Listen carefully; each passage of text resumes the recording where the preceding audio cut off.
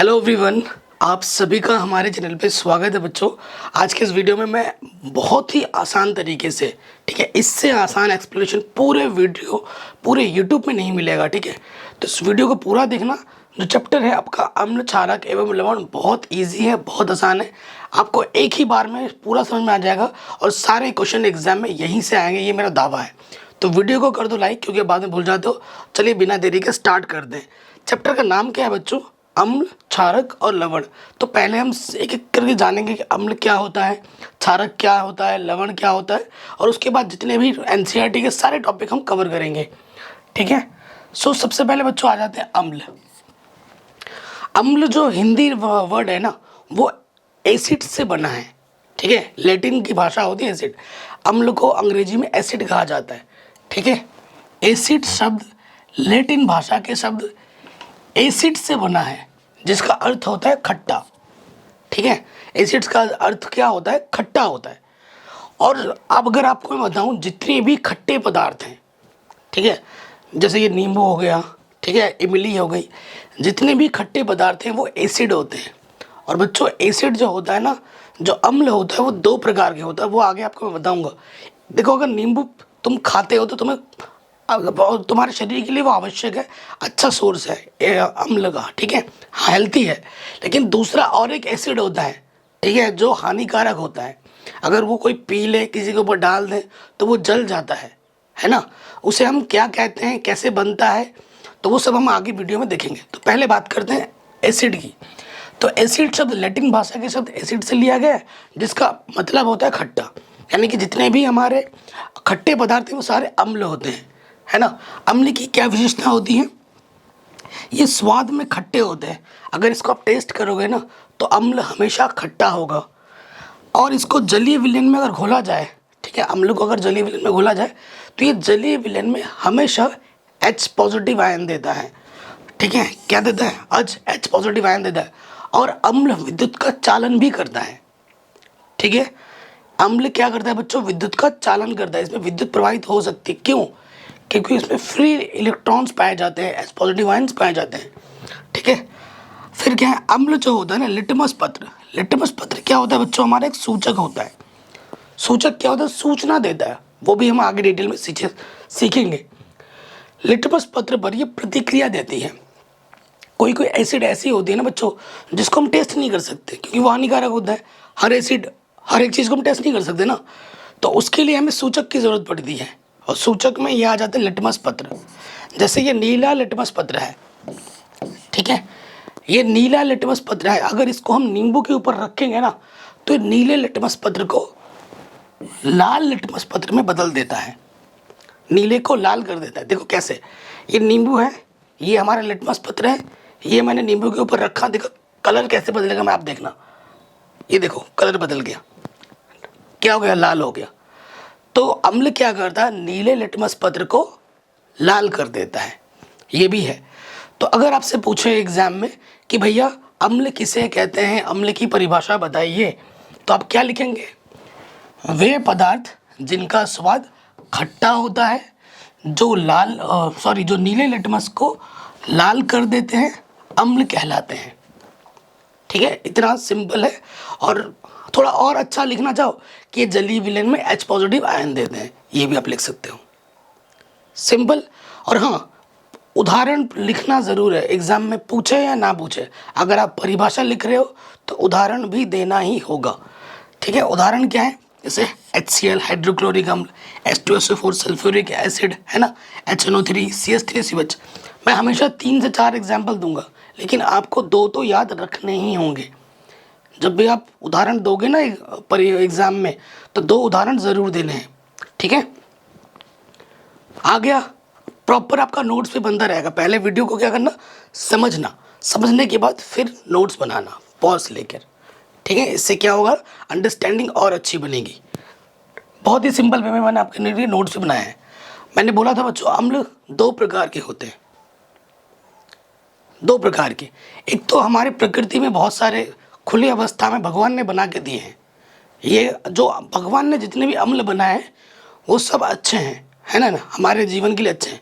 और कुछ हम अम्ल हमने खुद बनाए हैं, ठीक है, वो सारे हानिकारक हैं।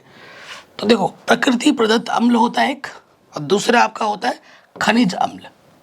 प्रकृति को बोलते हैं नेचुरली अक्यूरिंग एसिड, और खनिज अम्ल को अंग्रेजी में कहा जाता है मिनरल एसिड्स। ठीक है, पहले वाले पे आ जाते हैं। पहला वाला क्या है? प्रकृति प्रदत्त।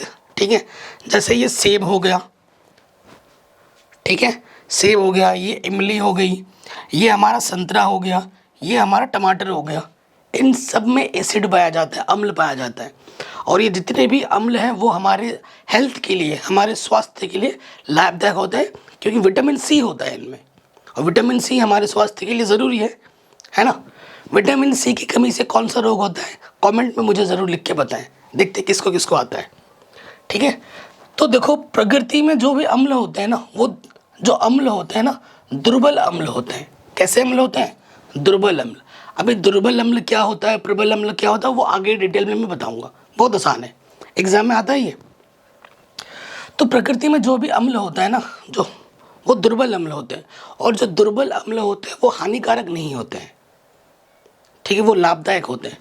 उसके साथ साथ हमारे अनेक खाद्य पदार्थों में ऐसे तनु अम्ल विविध मात्रा में रहते हैं। ठीक है, जैसे ये सेब है, ये संतरा है, ये इमली है, ये टमाटर है, इनमें किस टाइप के अम्ल पाए जाते हैं? अम्ल भी अलग अलग टाइप्स के होते हैं ना। जैसे मैं आपको बताऊं, जैसे ये हमारा सेब है ना, इसमें मैलिक अम्ल पाया जाता है। ठीक है, जैसे उसके बाद ये जो हमारा इमली है ना, इसमें टार्टरिक अम्ल पाया जाता है। ठीक है, उसके बाद अगर मैं बात करूं, संतरे में आपको सिट्रिक अम्ल मिलता है। ठीक है, और उसके बाद अगर मैं बात करूं, टमाटर में हमें ऑक्जेलिक अम्ल मिलता है।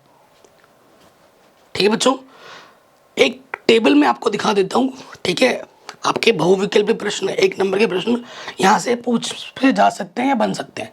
जैसे ये टेबल है, खाद्य पदार्थ है, जैसे प्याज है ना, प्याज में जो अम्ल मिलता है वो मिलता है एब्जॉर्बिक अम्ल, जिसमें विटामिन सी पाए जाते हैं। ठीक है, उसके बाद करूँ, सेब में क्या मिलता है? मैलेइक अम्ल मिलता है। उसके बाद दही की बात करूँ तो लैक्टिक अम्ल मिलता है दही में। अगर मैं इमली की बात करूँ, टार्टरिक अम्ल मिलता है। सिरका में एसिडिक अम्ल मिलता है। ठीक है, ठंडे जो पेय पदार्थ होते हैं उनमें कार्बोनिक अम्ल होता है। ठीक है, और संतरे में क्या होता है? सिट्रिक अम्ल होता है। और जो टमाटर होता है उसमें ऑक्जेलिक अम्ल होता है। इसे 4-5 बार आप पढ़ोगे, कॉपी में लिखोगे, ऑटोमेटिकली याद हो जाएंगे। ठीक है, ये नहीं कि भाई क्या होगा, इम्पॉर्टेंट है। इससे आपके बहुविकल्पी प्रश्न बन सकते हैं इस टेबल से, या फिर सिंपल ही लिख देगा कि टमाटर में कौन सा अम्ल पाया जाता है, 1 नंबर में बताइए, है ना। तो ये इम्पॉर्टेंट है, ध्यान रखना। अगर आप चीज़ों को ध्यान से पढ़ोगे, क्वेश्चन कहीं से भी बन सकता है, किसी भी लाइन से बन सकता है। मेन मुद्दा है समझने का, रटना नहीं है। ठीक है, थोड़ा मोड़ा चीज़ है, जैसे ये टेबल, इसे आप रट सकते हैं, इसे रटना पड़ेगा। ठीक है ना, इस टेबल को रटना पड़ेगा। कोई जो चीज़ रटने वाली है उसे तो रटना ही है, और बाकी चीज़ें समझनी है, समझने पे ज़्यादा जोर देना है। अब हम बात करेंगे खनिज अम्ल। ठीक है, मिनरल्स एसिड क्या होते हैं? ये क्या होता है बच्चों? खनिज अम्ल प्रबल अम्ल होता है। ठीक है, प्रबल अम्ल होता है, और जो भी प्रबल अम्ल होगा वो हानिकारक होगा। ये खनिजों से तैयार किए जाते हैं। खनिज अम्ल खनिजों से तैयार किए जाते हैं। इन अम्लों का उपयोग सावधानी पूर्वक करना चाहिए। इन अम्लों का छूना या चखना नहीं चाहिए। ये जो खनिज अम्ल होते हैं इनको छू नहीं सकते, चख नहीं सकते, क्योंकि देखो अगर एसिड हाथ में करता तो वो जला देगा वहाँ पर। ठीक है ना, आपने देखे कितने सारे केसेस में मूवी बन चुकी है ना। खनिज अम्ल औद्योगिक दृष्टि से बहुत उपयोगी है। थोड़ी तबीयत खराब है, उसके लिए माफ़ी चाहता हूँ।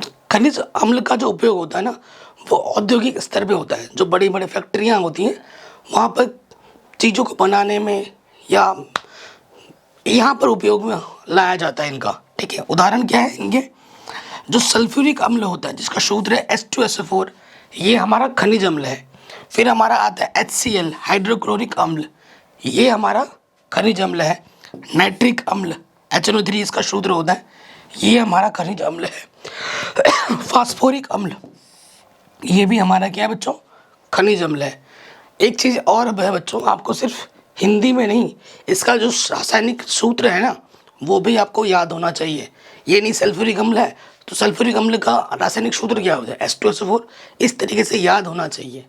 तो आपको हेल्प करेगा रासायनिक समीकरण बनाने में और फ्यूचर में भी। हो गया ये।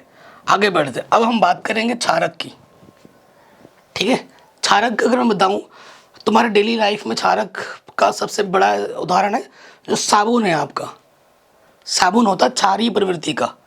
ठीक है, और जितने भी क्षार होते हैं ना वो होते हैं चिकने। अगर आप साबुन हाथ से पकड़ोगे ना, आपके हाथ से फिसल जाएगा अगर वो गीला होगा तो, सूखा नहीं। अगर वो जली उस पर ऊपर जल गिरा है, जली अवस्था में गया था तो चिकनाहापन उसके अंदर होगा। और ये जो भी होता है ना क्षार, वो कसेला होगा, वो कड़वा होगा। तो वही चीज़ है, क्षार की परिभाषा में आ जाता है। और क्षार क्या देता है? OH नेगेटिव आयन देता है। अम्ल क्या देता था? H positive ion. सो देखो, अगर मैं स्वाद की बात करूं, ये तीखा होगा, कड़वा होगा या फिर कसेला होगा, ये आप लिखेंगे। जो भी क्षार होता है, क्षारकों का जो स्पर्श होता है वो चिकना होता है, साबुन जैसा चिकनापन होगा, उसमें फिसलेगा। क्षारक लाल लिटमस पत्र को ना नीला कर देता है। यहाँ से क्वेश्चन बनता है, पिछले साल क्वेश्चन आया था ऑब्जेक्टिव क्वेश्चन में। एक पदार्थ लाल लिटमस पत्र को नीला कर देता है तो वो पदार्थ, वो वस्तु कैसी होगी? अम्ल होगी, क्षार होगी, लवण होगा या फिर कोई नहीं होगा? तो आप क्या बोलेंगे? अगर लाल को वो नीला बना रहा है तो क्षार है, और नीले को लाल बना रहा है यानी कि वो अम्ल है। ठीक है, और जल में घोले जाने पर क्या देगा बच्चों? ये hydroxide ion, OH negative ion उत्पन्न करता है। क्या उत्पन्न करता है? OH negative ion. सिंपल, जो वहाँ था उसका बस थोड़ा थोड़ा चेंज हो गया है। अगर आपको अम्ल याद है तो क्षार ऑटोमेटिकली याद हो जाएगा। कभी कभी ऐसा भी आ जाता है अम्ल और क्षार में क्या अंतर है। ठीक, अब देखो, ये हमारा लाल लिटमस पत्र है। इसको मैंने साबुन के ऊपर रखा है कि टेस्ट करने के लिए ये साबुन कैसा है, अम्ल है या क्षार है। तो क्या होगा? देखिए, जैसे ही मैंने रखा है इसके ऊपर, ये लाल को क्या बना रहा है? नीला बना दे रहा है। ठीक है, यार ततैया घूम रहा है सामने से, ये देखो, कहीं काट रहे, 2-3 ततैया घूम रहे हैं। ये देखो, ये देखो। तो जो लाल लिटमस पत्र नीला बना दे रहा है तो ये इंडिकेट कर रहा है, ये हमें सूचित कर रहा है कि भैया ये क्षार है। ये भैया क्या है? क्षार है।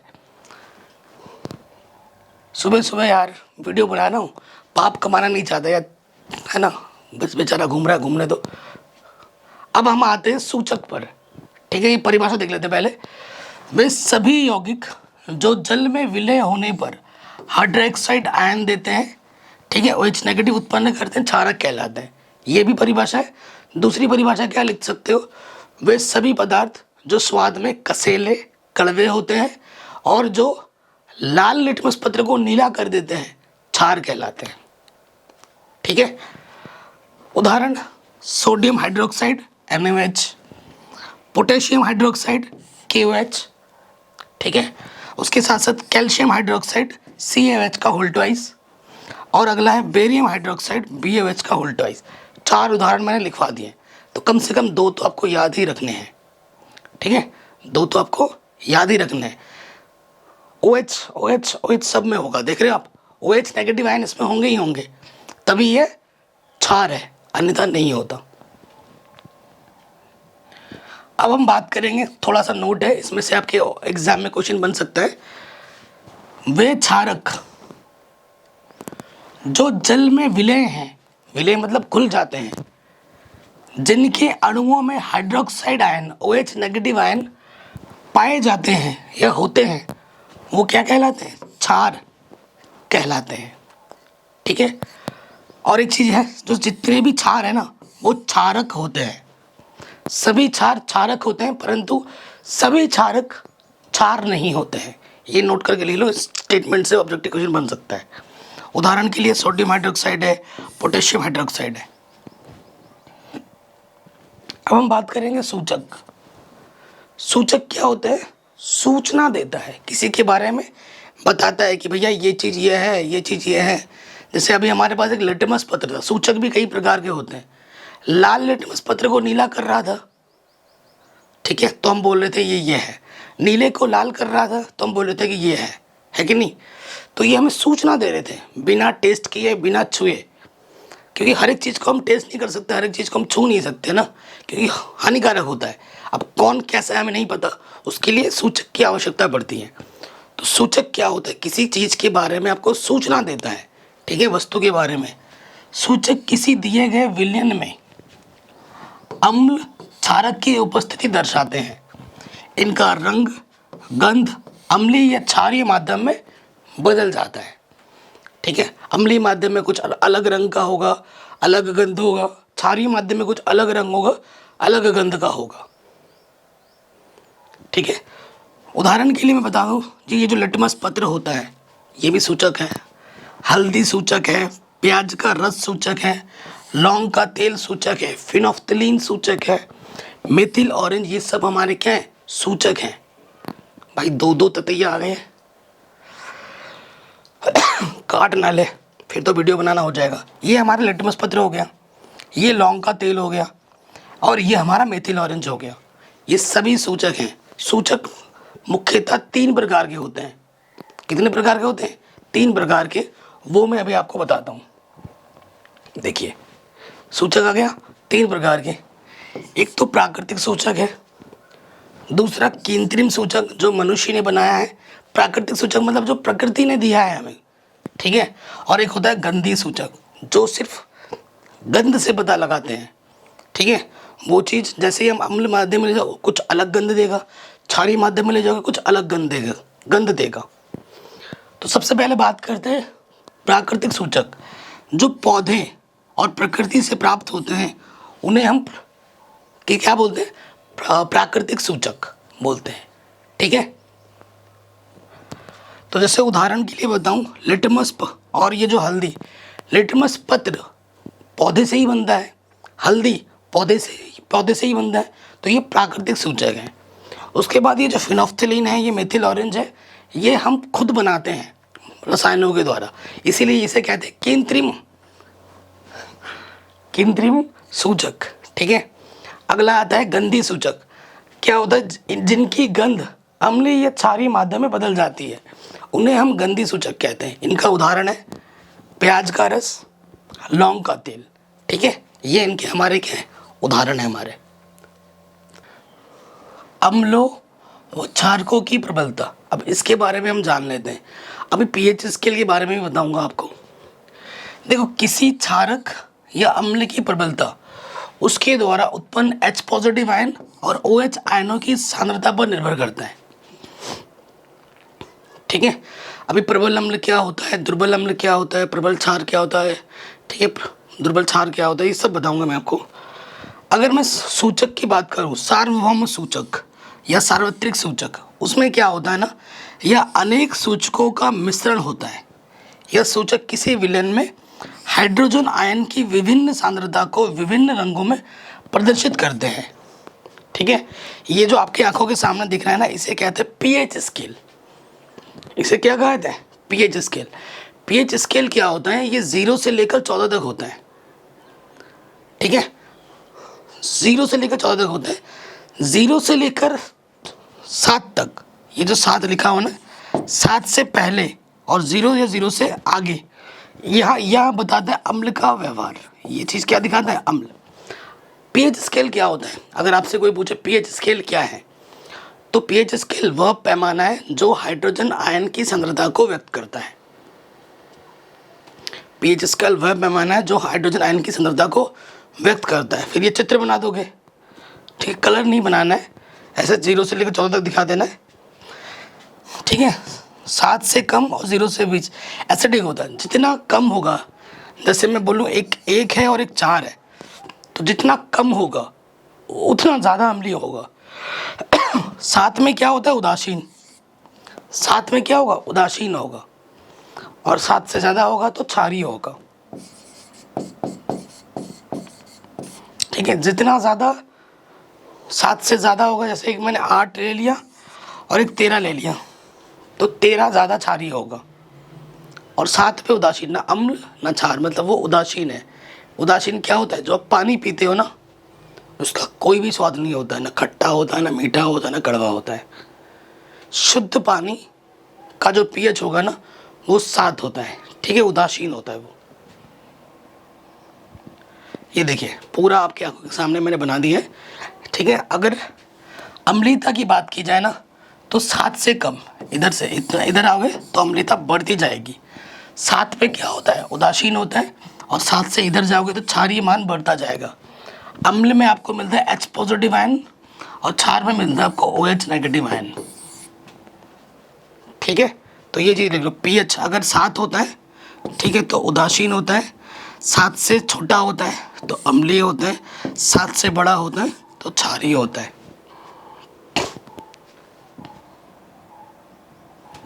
अब बात करते हैं अम्ल व क्षारकों के रासायनिक गुण।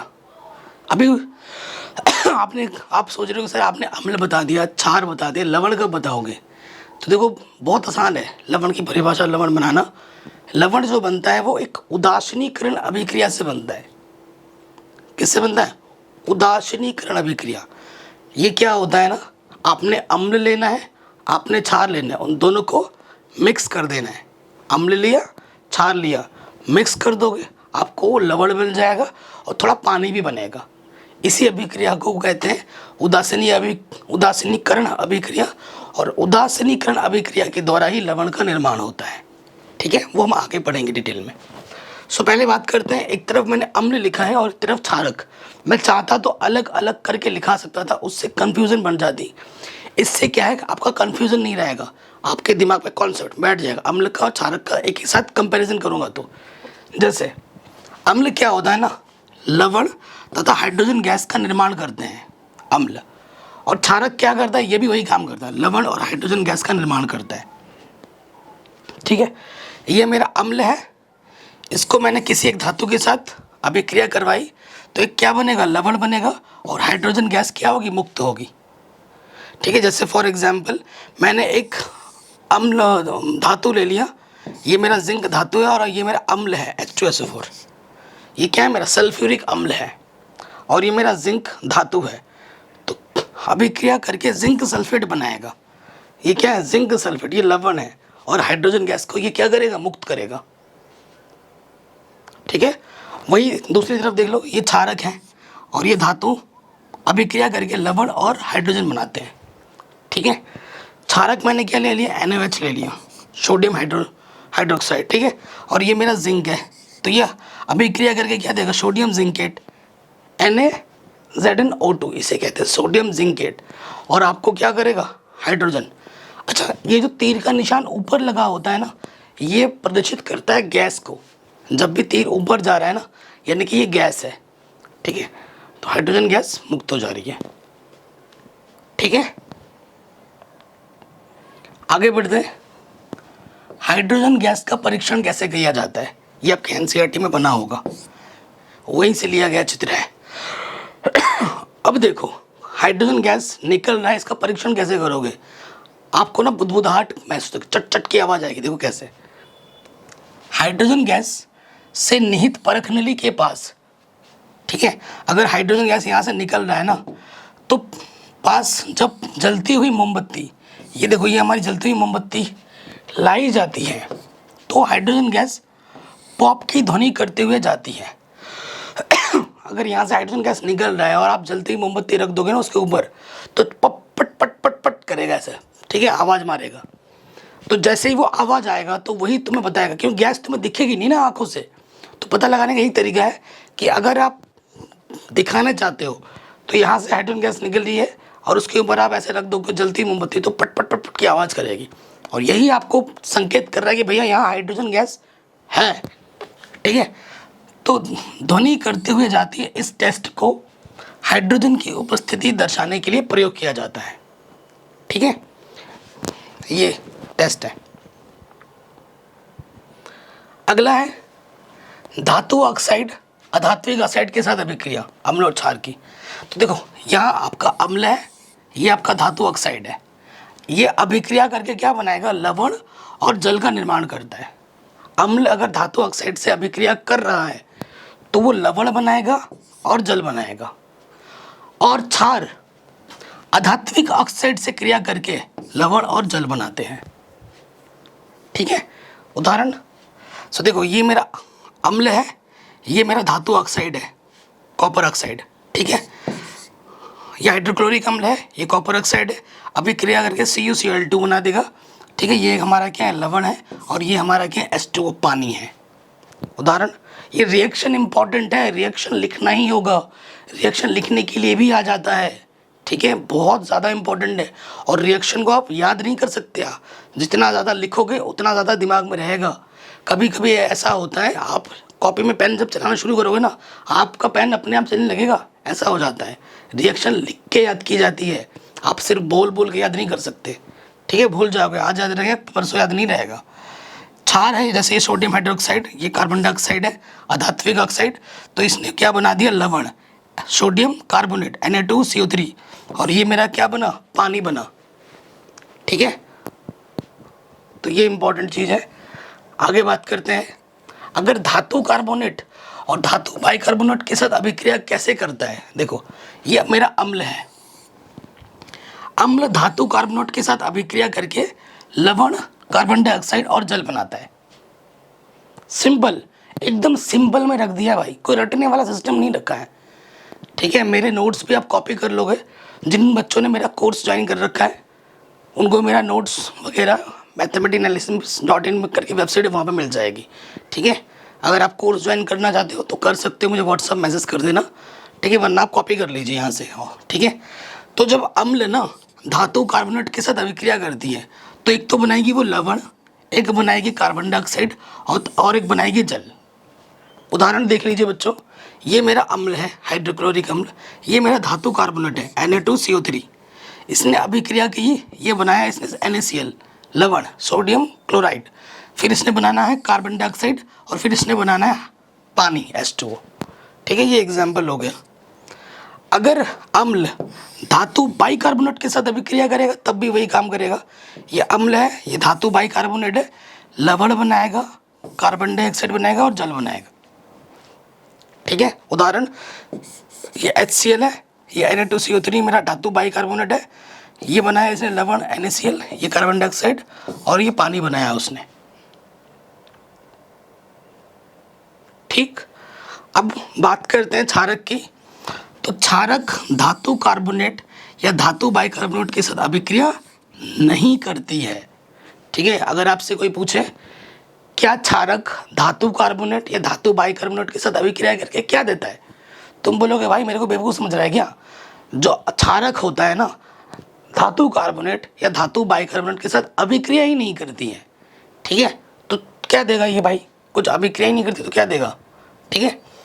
अगला है कार्बन डाइऑक्साइड का परीक्षण आप कैसे करोगे। जैसे मैं हाइड्रोजन का देखा था परीक्षण करके, पॉप कर चट चट की आवाज़ मार रहा था, इसका पता तुम कैसे लगाओगे। ये NCERT का चित्र है, ठीक है, आपके NCERT में बना हुआ है। देखो जो कार्बन डाइऑक्साइड होता है बच्चों, उसको अगर चूने के पानी से प्रवाहित करने पर ना कैल्शियम कार्बोनेट CaCO3 का निर्माण होता है, और पानी दूधिया हो जाता है। मतलब आप दूध तो पीते ही होगे, दूध तो देखा ही होगा, दूधिया कलर हो जाएगा, तो एकदम सफ़ेद हो जाएगा, सफ़ेद बोलना अलग वर्ड हो गया, दूधिया हो जाएगा, ठीक है। जैसे ये मेरा कैल्शियम हाइड्रोक्साइड है और ये कार्बन डाइऑक्साइड है, ठीक है। आप कार्बन डाइऑक्साइड है, उसके अंदर आपने क्या मिला दिया, कैल्शियम हाइड्रोक्साइड, तो ये क्या बनेगा, CaCO3 बन जाएगा, कैल्शियम कार्बोनेट, ठीक है, और पानी, और ये जो बना देगा इसको दूधिया कलर बना देगा, एकदम दूधिया, ठीक है। ये चीज़ आगे समझ में। अधिक मात्रा में कार्बन डाइऑक्साइड प्रवाहित करने पे क्या होगा। देखो CaCO3 के विलयन में अगर कार्बन डाइऑक्साइड ना अधिक मात्रा में प्रवाहित कर दे तो जल की उपस्थिति में घुलनशील व पारदर्शी पदार्थ का निर्माण होता है, ठीक है। क्या होता है, घुलनशील और पारदर्शी, मतलब जो इसके आर पार आप देख सको वैसा निर्माण हो जाएगा, और जिस कारण संपूर्ण विलयन पारदर्शी बन जाएगा, बिल्कुल पानी की तरह हो जाएगा, जिसमें आप आर पार देख पाओगे, ठीक है। तो ये होता है पारदर्शी। उदाहरण रिएक्शन लिख के दिखाऊं मैं आपको, ये आपका क्या है, कैल्शियम कार्बोनेट, ये आपका पानी है, और ये आपका कार्बन डाइऑक्साइड है, ठीक है। आपने कैल्शियम कार्बोनेट लिया, उसके अंदर पानी मिलाया, उसके अंदर आपने कार्बन डाइऑक्साइड मिलाई, तो आपको क्या मिलेगा, CaHCO3 ट्वाइस, पारदर्शी विलयन मिल जाएगा आपको एक, जो कि बिल्कुल पानी की तरह होगा। ठीक है, आगे बढ़ते हैं। अगर जलीय विलयन में अम्ल और क्षार मिला है तो क्या होगा? देखो इस तरह मैंने अम्ल रखा है, जल की उपस्थिति में अम्ल H पॉजिटिव आयन उत्पन्न करते हैं। ये मैंने पहले ही बता दिया था, ये अम्ल का एक व्यवहार है। अम्ल जो होते हैं जलीय विलयन में H पॉजिटिव आयन देते हैं और क्षार क्या करता है भाई? OH नेगेटिव आयन देता है। ठीक है, ये आप जानते हो। H पॉजिटिव आयन, ठीक है, और ये चीज़ है, ये तो पहले ही बता रखा है। आगे बढ़ते हैं। अब बात करेंगे तनुकरण क्या होता है, तनुकरण किसे कहते हैं। ठीक है, तनुकरण, सांद्रीकरण है ना। देखो अम्ल है, क्षार में जल मिलाने पर, अम्ल हो या क्षार हो, अगर उसमें तुम पानी मिलाओगे ना तो आयन की सांद्रता में प्रति इकाई आयनन में कमी आ जाती है। आपके पास अम्ल है, आपके पास क्षार है, और जब उसमें पानी मिलाओगे तो ज़्यादा हो गया, फिर घोलोगे तो जब हम ऐसा करेंगे ना, उस अवस्था में आयन की सांद्रता में प्रति इकाई ना आयतन में कमी आ जाती है, और इसी को कहा जाता है तनुकरण। ये इसका चित्र है, इसी को क्या कहा जाता है? तनुकरण कहा जाता है। ठीक है, आगे बढ़ते हैं। कुछ इंपॉर्टेंट बातें हैं। ये किस चीज़ का सिंबल है बच्चों? ये है डेंजर का, खतरे का चिन्ह। क्या खतरा है? देखो जल के साथ अम्ल व क्षारक मिलाते समय क्या सावधानी हमेशा बरतनी है। ये सावधानी आपको जब आप लैब में जाओगे, आई डोंट नो आपके स्कूल में लैब है कि नहीं, आपको लैब में ले जाया जाता है कि नहीं, बट मैं अपनी बात करूँ, मैं भी सरकारी स्कूल से पढ़ा हूँ, तो 12th तक लैब के दर्शन नहीं होते हैं सरकारी स्कूलों में। हमारे टाइम तो ऐसे ही था। लेकिन जब आप कॉलेज में जाओगे, अगर आप बीएससी लेते हो, बीटेक लेते हो, ठीक है, स्पेशली बीएससी अगर लेते हो, तो केमिस्ट्री में आपको लैब में ज़रूर लिया जाएगा। ठीक है, सरकारी हो तो या गवर्नमेंट, और प्राइवेट हो या गवर्नमेंट हो, ठीक है, लैब में जाएंगे तो ये परीक्षण करना होता है। ठीक है, और जाया करो यार लैब में, प्रैक्टिकल नॉलेज ज़्यादा इंपॉर्टेंट है थियोरेटिकल नॉलेज से। तो देखो हमेशा अम्ल व क्षारक को जल में ना धीरे धीरे डालना चाहिए। ये नहीं ये आपके पास जल है, आपके पास कोई भी अम्ल हो या क्षार फट से डाल दो, ऐसे पूरा उलट दिया, ऐसे कभी नहीं करना चाहिए। ठीक है, आपको क्या करना है, अगर आपके पास है तो आप धीरे धीरे, आपने देखा होगा भाई जो पैग बनाते हैं, जो दारूबाज होते हैं, वो भी ऐसा काम करते हैं, आपने देखा होगा। वो पैग बनाएंगे ना, ऐसे गिलास को ऐसे रखेंगे और भाई साहब धीरे धीरे धीरे धीरे डालेंगे। ठीक है, और फिर देंगे भाई पीचेस। ठीक है, वही सावधानी आपको यहाँ पे बरतनी है। ठीक है, दारू शराब ये सब जो लत है वो आप अपने जीवन में कभी नहीं लगानी है बच्चों। ठीक है, ये बहुत ही बेकार करता है आपके लाइफ को, आपके स्वास्थ्य को, आपके जीवन को बर्बाद कर देगा। ठीक है, तो इनसे दूर रहना है। हमेशा अम्ल क्षारक को जल में धीरे धीरे मिलाना चाहिए। पहला काम तो ये करना है, ये सावधानी हमेशा बरतनी है। उसके बाद यह प्रक्रिया बहुत ऊष्माक्षेपी होता है। ठीक है, कि अगर तुम फट से मिला दोगे ना तो बहुत ज़्यादा ऊष्मा निकलेगी। हो सकता है कभी कभी देखो ब्लास्ट हो जाता है, आग लग जाती है, ये इसी का कारण है। तो हमेशा धीरे धीरे मिलाना है। इसीलिए कांच का पात्र लगातार हिलाते रहना चाहिए। आपने देखा होगा, जब आप किसी वीडियोस में ही देखा होगा, और लैब में भी जब जाओगे ना तो परखनली वो ऐसे ऐसे धीरे धीरे हिलाते रहते हैं। क्यों? धीरे थोड़ा सा मिला है, हिलाया, क्योंकि ऊष्माक्षेपी अभिक्रिया होती है ना, उसको बैलेंस करने के लिए। ठीक है, अम्ल को जल में मिलाना चाहिए। जो अम्ल है ना उसको तुम जल में डालोगे, ठीक है, लेकिन आपके पास अम्ल है, अम्ल के ऊपर जल कभी नहीं डालना चाहिए, उल्टा रिएक्शन हो जाएगा, ब्लास्ट हो जाएगा। ठीक है, तो अम्ल को जल में मिलाना चाहिए, ना कि जल को अम्ल में। ठीक है, ये सावधानी आपको हमेशा बरतनी है। अब बात करते हैं लवण की। मैंने बोला था लवण बनाने का तरीका क्या होता है। आपके पास अम्ल होगा, आपके पास क्षारक होगा, अम्ल में आप क्षारक मिलाएंगे, आपको मिलेगा लवण और आपको मिलेगा जल। तो लवण कैसे बनाया जाता है? जब अम्ल और क्षार आपस में अभिक्रिया करते हैं तो लवण और जल का निर्माण होता है। इस अभिक्रिया को हम उदासीनीकरण अभिक्रिया भी कहते हैं। ये लिख दोगे। उदाहरण, ये मेरा अम्ल है, प्रबल अम्ल NaCl, HCl ले लिया, NaCl बोल रहा हूँ। ये मेरा NaOH है क्षारक, इन दोनों की अभिक्रिया कराई, मुझे मिला NaCl, ये मेरा लवण है और मुझे मिलेगा पानी। ठीक है, आराम से बन गया। आगे बढ़ते हैं, लवणों का पीएच। ठीक है, लवणों का पीएच के बारे में जानते, पीएच तो पैमाना मैं ऑलरेडी बता चुका हूँ। तो प्रबल अम्ल एवं प्रबल क्षारक के लवण के पीएच का मान 7 होता है तथा ये उदासीन होते हैं। ठीक है, और प्रबल अम्ल एवं दुर्बल क्षारक के लवण का पीएच मान 7 से कम होता है और ये अम्लीय होते हैं। और प्रबल क्षारक एवं दुर्बल अम्ल के लवण का पीएच मान 7 से अधिक होता है और ये क्षारकीय होते हैं। ठीक है,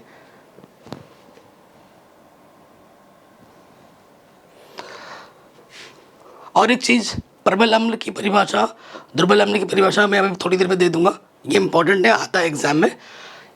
ये वीडियो तो आपका कॉन्सेप्ट वाला वीडियो है ना, पूरा चैप्टर का नॉलेज आपको मिल रहा है। हमेशा मेरी 2 वीडियो आती है स्टार्टिंग में, एक आती है पूरा चैप्टर में सिखाता हूँ, दूसरी बार में आपको उस चैप्टर के जितने भी NCERT के क्वेश्चन है, बॉक्स के क्वेश्चन है, वो मैं आपको पूरा बताता हूँ, थोड़े बहुत इंपॉर्टेंट क्वेश्चन भी आसान भाषा में। और एक वीडियो मेरी अंत में आती है बोर्ड एग्जाम से पहले, जिसमें सिर्फ इम्पॉर्टेंट क्वेश्चन बताए जाते हैं। उसमें बहुविकल्पी प्रश्न होते हैं, छोटे बड़े हर टाइप के प्रश्न होते हैं, जो पिछले 10-12 साल में पूछे गए या फिर जो पूछे जा सकते हैं, वो आती है। तो कुल मिला के साल भर में 3 वीडियो बनाता हूँ हर चैप्टर की। एक NCERT पूरा एक्सप्लेनेशन ईजी भाषा में, दूसरा NCERT के क्वेश्चन आंसर्स, ठीक है, और तीसरा आता है इंपॉर्टेंट क्वेश्चंस, ठीक है, पेपर के आधार पर। ये 3 वीडियो आप हर चैप्टर के अगर देख लोगे ना, तो आपको टॉपर बनने से कोई नहीं रोक सकता। और मेरे जो वीडियोस होते हैं वो बिल्कुल सिंपल भाषा में होते हैं, किताबी भाषा से हटकर। चलिए, साधारण नमक, अब कुछ टॉपिक्स आपको मिलेंगे। ठीक है, ये जो टॉपिक है बच्चों, ये बहुत इंपॉर्टेंट है। और साधारण नमक हो गया, प्लास्टर ऑफ पेरिस हो गया, इन पर बहुत क्वेश्चन पूछे जाते हैं और बार बार आता ही आता है। और ये चैप्टर बहुत ही आसान है।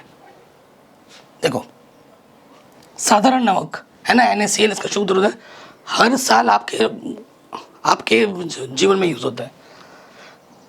देखो, साधारण नमक हमारे दैनिक जीवन में उपयोग के कई पदार्थ हो, जैसे sodium hydroxide, baking soda, washing soda, विरंजक चूर्ण, प्लास्टर पेरिस आदि के लिए एक महत्वपूर्ण कच्चा पदार्थ है। ठीक है, और इन सब के बारे में अभी हम डिटेल में पढ़ेंगे, सबके बारे में पढ़ेंगे कि इसका साधारण नाम क्या होता है, रासायनिक सूत्र क्या होता है, कैसे बनाया जाता है, भौतिक गुण, रासायनिक गुण, इसके उपयोग क्या है, ये आते हैं एग्जाम में बार बार, तो ये हमें देखना है। सबसे पहला sodium hydroxide, plaster of Paris सबसे ज़्यादा इंपॉर्टेंट है, इससे क्वेश्चन हर साल पूछा जाता है, ध्यान रखना। तो सोडियम हाइड्रोक्साइड बन जाते हैं। देखो, सोडियम हाइड्रोक्लोराइड के जलीय विलयन से विद्युत प्रवाहित करने पर यह वियोजित होकर सोडियम हाइड्रोक्साइड उत्पन्न करता है। तो सोडियम बनाने की विधि क्या है, यहाँ से लेकर यहाँ तक, ये बनाने की विधि कैसे बनाई जाती है, सोडियम क्लोराइड के जलीय विलयन में विद्युत प्रवाहित कर दोगे, है ना, इलेक्ट्रिसिटी डाल दोगे, यह वियोजित होकर सोडियम हाइड्रोक्साइड उत्पन्न करता है।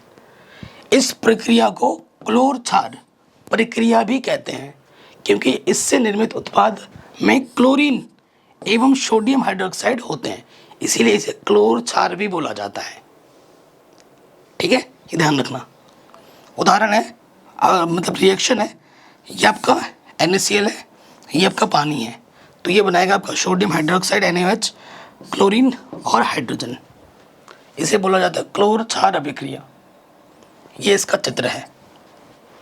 ठीक है, कभी कभी अलग से क्वेश्चन आ जाता है, क्लोर क्षार अभिक्रिया क्या होती है, तो वो लिखना है, ये चित्र बनाना है। ठीक है, देखिए ये आपका क्या है, ये एनोड है, ये आपका कैथोड है। ठीक है, और यहाँ जल की स्वच्छ स्विमिंग पूल, PVC, रोगाणु नाशक, ठीक है, ये कीटनाशक इसके यहाँ होते हैं। यहाँ पर नमक का घोल डाला जाता है, यहाँ से आपका क्लोरीन निकलता है, यहाँ से आपका हाइड्रोजन निकलता है ईंधन के रूप में, और ये नमक का घोल NaOH के साथ। ठीक है, ये चित्र पूरा बनाना है। क्लोरीन गैस एनोड पर मुक्त होती है, देखो एनोड पे मुक्त होगी क्लोरीन गैस, और हाइड्रोजन गैस जो होती है वो कैथोड पे मुक्त होती है, यहाँ से कैथोड के पास NaOH का विलयन बनता है यहाँ पर।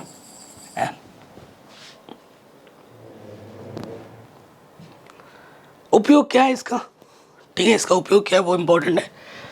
धातुओं से ग्रीस हटाने के लिए, ठीक है, धातु पे जो ग्रीस चढ़ जाता है ना उसको हटाने के लिए, साबुन अपमार्जक बनाने के लिए, साबुन बनाने में, अपमार्जक बनाने में इसका प्रयोग किया जाता है।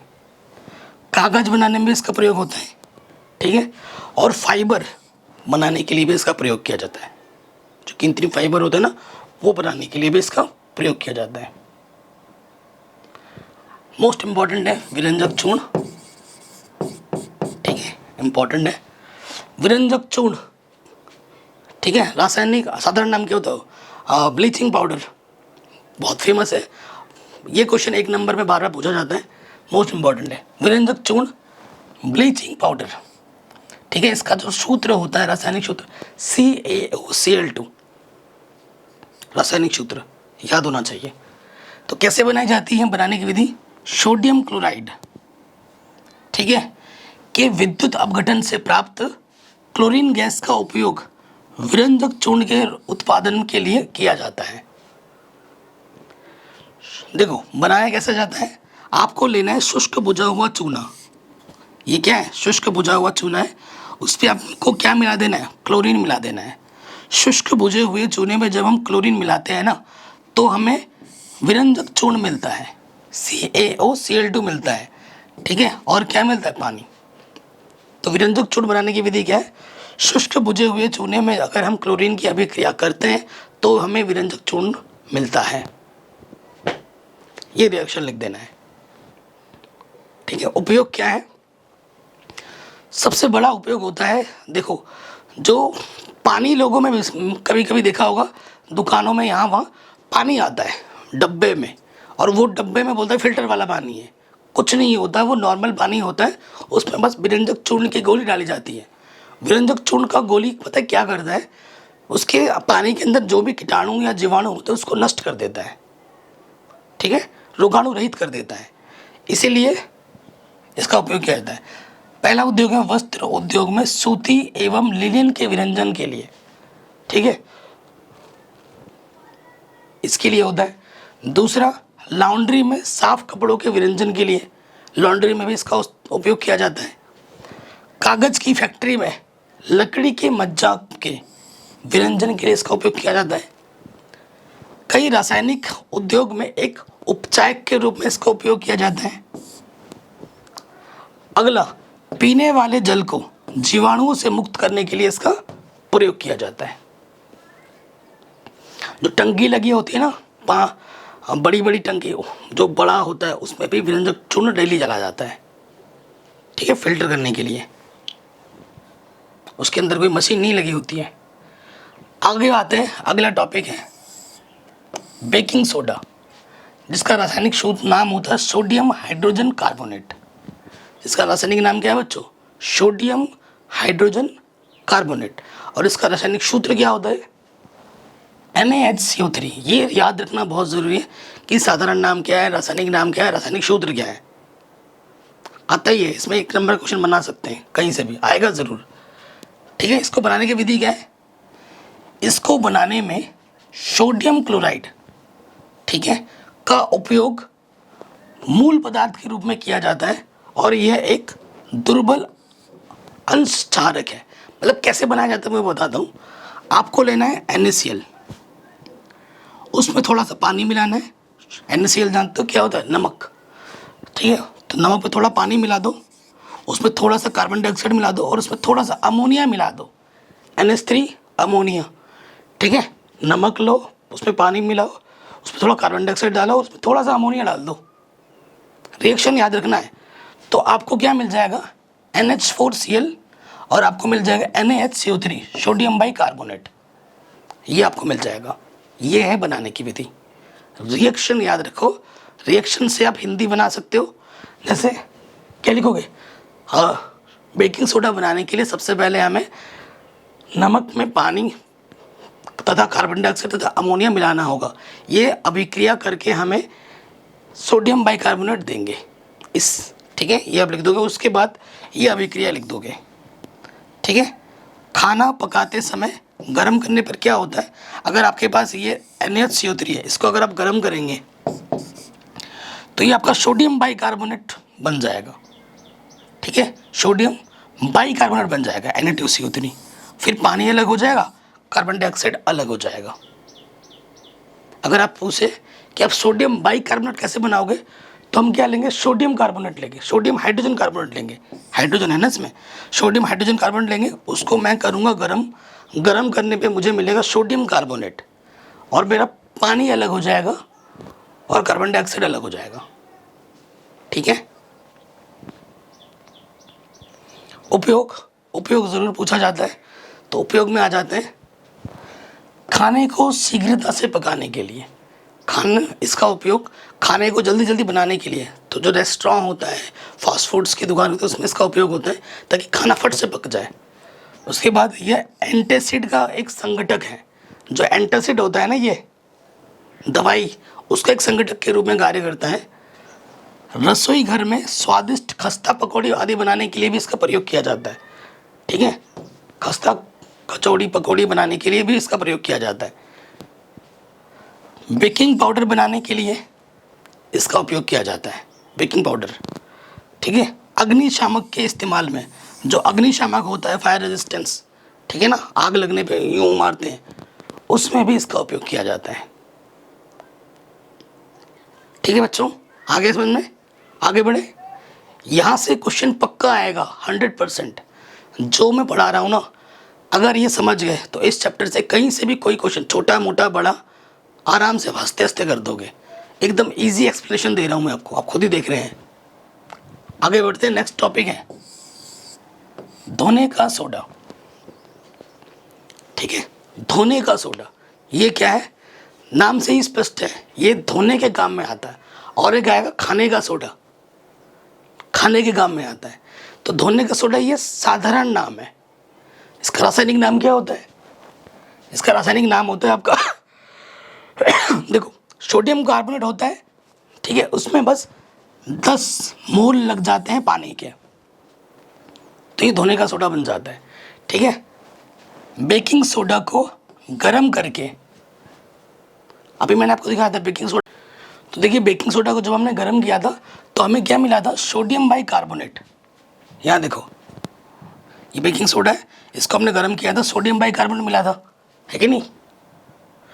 तो क्या है, बेकिंग सोडा को गर्म करने पर सोडियम बाइकार्बोनेट प्राप्त किया जा सकता है आसानी के साथ। और फिर सोडियम कार्बोनेट के, ये हमारा सोडियम कार्बोनेट है Na2CO3, इसमें बस क्या करना है, पानी मिला देना है थोड़ा सा, 10 मोल मैंने पानी मिला दिया। कार्बोनेट के पुनः क्रिस्टलीकरण से धोने का सोडा प्राप्त किया जा सकता है। सोडियम कार्बोनेट में पानी मिला दिया तो मेरा क्या बन गया, सोडियम कार्बोनेट डॉट NH2। ठीक है, तो ये धोने का सोडा बन गया। इसका उपयोग क्या है, कांच, साबुन एवं कागज उद्योगों में इसका उपयोग होता है सबसे पहले। ठीक है, बोरेक्स के उत्पादन में भी इसका उपयोग होता है। उसके साथ साथ घरों में साफ सफाई के लिए भी इसका प्रयोग किया जाता है धोने का सोडा। जल की स्थायी कठोरता को हटाने के लिए भी इसका प्रयोग किया जाता है। देखो, जो धोबी होता है ना, धोबी लोग इसका सबसे ज़्यादा प्रयोग करते हैं, क्योंकि धोबी लोग कपड़ा कहाँ धोते हैं, नदी के किनारे पे धोते हैं, और नदी का पानी जो होता है थोड़ा सा कठोर होता है। ठीक है, तो वो लोग इसका ज़्यादा प्रयोग करते हैं ताकि जो जल की कठोरता है वो दूर की जाए और कपड़ा धोने में उनको आसानी हो। ठीक है, तो ये सब आपकी आंखों के सामने ये उपयोग है। इतने सारे मैंने लिख दिए, कम से कम 4 उपयोग तो आपको याद करने पड़ेंगे, हर किसी के 4 उपयोग। अगला मोस्ट इम्पॉर्टेंट, ठीक है, मोस्ट इम्पॉर्टेंट है, वो है प्लास्टर ऑफ पेरिस। यहाँ से क्वेश्चन हर साल आता है, हर साल। प्लास्टर ऑफ पेरिस जिप्सम है ना, तो प्लास्टर ऑफ पेरिस का जो रासायनिक सूत्र होता है वो होता है CaSO4 dot half H2O, half 1/2 H2O। तो ये कैसे बनाया जाता है, देखो जिप्सम से प्लास्टर ऑफ पेरिस बनता है, प्लास्टर से जिप्सम बनता है। कैसे वो मैं दिखाता हूँ। तो प्लास्टर ऑफ पेरिस बनाने के लिए क्या करते हैं, जिप्सम लेंगे सबसे पहले। जिप्सम का रासायनिक सूत्र क्या है वो भी मैं बता दूंगा। उसको ना 373 केल्विन ताप पर गर्म करने पर, जिप्सम को जब 373 केल्विन ताप पर आप गर्म करोगे तो आपको मिलेगा प्लास्टर ऑफ पेरिस। ठीक है, जिप्सम को 373 केल्विन ताप पर गर्म करने पर जल के अणुओं का त्याग कर देता है और कैल्शियम सल्फेट हेमीहाइड्रेट, अर्धहाइड्रेट बोलते हैं हिंदी में या अंग्रेजी बोलते हैं हेमीहाइड्रेट, इसका रासायनिक नाम कैल्शियम सल्फेट हेमीहाइड्रेट होता है। ठीक है, बनता है। तो बनता कैसे, देखो ये हमारे पास है CaSO4, ये है जिप्सम। अगर आपसे कोई पूछे जिप्सम का रासायनिक सूत्र क्या होता है, आप बोलोगे कैल्शियम सल्फेट, देखो CaSO4.2H2O। ठीक है, इसको क्या करना है, 373 केल्विन ताप पर गर्म करना है। गर्म करने का चिन्ह होता है त्रिभुज। तो आपको क्या मिल जाएगा, कैल्शियम सल्फेट हेमीहाइड्रेट, ये मिल जाएगा आपका POP, प्लास्टर ऑफ पेरिस। ठीक है, POP कहते हैं शॉर्ट में। और आपका 1.5 मोल पानी अलग हो जाएगा। तो ऐसे बनाया जाता है जल। और अगर ये चीज़ प्लास्टर ऑफ पेरिस है ना, प्लास्टर ऑफ पेरिस को में फिर तुम पानी डाल दो, ये प्लास्टर ऑफ पेरिस है, इसमें तुम फिर से पानी डाल दो तो फिर से क्या बन जाएगा, ये जिप्सम बन जाएगा। ठीक है, प्लास्टर ऑफ पेरिस में पानी मिलाने पर जिप्सम का निर्माण हो जाता है। ये भी आ जाता है एग्जाम में, जिप्सम बनाने की विधि क्या है, रासायनिक अभिक्रिया दीजिए केवल। तो आपको लेना है प्लास्टर ऑफ पेरिस, उसमें मिलाना है पानी, तो आपको क्या मिल जाएगा, आपका जिप्सम मिल जाएगा। सिंपल है, आराम से हो गया। अब देखिए इसका उपयोग, बहुत उपयोग में इसका उपयोग होता है। सबसे मेन उपयोग है, हड्डी जब टूट जाती है तो आप डॉक्टर के पास जाते हो तो एक सफ़ेद सफ़ेद चीज़ आपके हाथों में लपेट देता है ऐसे। वो जो सफ़ेद सफ़ेद चीज़ आपके हाथों में लपेट रहा है ना, जब लपेटता है थोड़ा सा गीला गीला रहता है, थोड़ी देर बाद वो कठोर हो जाता है। ठीक है, और उसी के गर्माहट से आपका हड्डी धीरे धीरे जुड़ने लगता है। तो सबसे बढ़िया उपयोग होता है हड्डी जोड़ने में, डॉक्टर इसका प्रयोग करते हैं हड्डी जोड़ने में। उसके साथ साथ दीवार पे हम लगाते हैं यूँ बढ़िया से, है ना, POP करते हैं ताकि जब हम पेंट करें उसकी चमक ही कुछ और हो। ठीक है ना, तो दीवारों में पुट्टी करने के काम आता है। ठीक है, उसके साथ साथ मूर्ति बनाने के काम में आता है। ठीक है, कई मूर्ति जो बनती है वो POP से बनता है, घर के जो डिज़ाइन बनते हैं वो POP से बनते हैं, है ना। तो बहुत सारे उपयोग हैं। टूटी हुई हड्डियों को सही जगह पर स्थिर रखने के लिए, खिलौने तथा सजावट का सामान बनाने के लिए, दीवार की सतह को चिकना करने के लिए, है ना, बहुत सी चीज़ों में इसका उपयोग होता है। ठीक है, तो इस वन शॉट वीडियो में मैंने पूरा चैप्टर आपको समझा दिया है। ठीक है, इसके जितने भी इम्पोर्टेंट क्वेश्चन हैं, NCERT के इम्पोर्टेंट क्वेश्चन है, वो आपको नेक्स्ट वीडियो में मिल जाएंगे। ठीक है, हो सकेगा तो मैं उसका लिंक्स डिस्क्रिप्शन में भी डाल दूंगा। तो ये वीडियो कैसी लगी, आसान भाषा में मैंने सब कुछ समझाया है, मुझे कमेंट करके ज़रूर बताइए। चैप्टर बहुत ही आसान था। ठीक है, आशा करता हूँ आपको पूरा समझ में आया होगा। वीडियो को ज़रूर शेयर करें। गणित मैंने पूरी पढ़ा रखी है, प्लेलिस्ट ज़रूर चेक करें, डिस्क्रिप्शन ज़रूर चेक करें। ठीक है, आपको सारे नोट्स हमारे वेबसाइट mathematicsanalysis.in पे मिल जाएंगे, या फिर आप मेरे को मेरे व्हाट्सअप नंबर में मैसेज भी कर सकते हो, 8265971820। ये मेरा पर्सनल नंबर भी है और ये मेरा व्हाट्सअप नंबर भी है। इस पर आप मैसेज करके मुझे फ़ोन पे में डोनेशन वगैरह भी दे सकते हैं अगर आप चाहो तो, या फिर हम कोर्स अगर आपको नया लेना है तो मुझे यहाँ पर मैसेज कर सकते हैं। जय हिंद, अपना ख्याल रखें, शेयर करना ना भूलें प्लीज़ वीडियो को।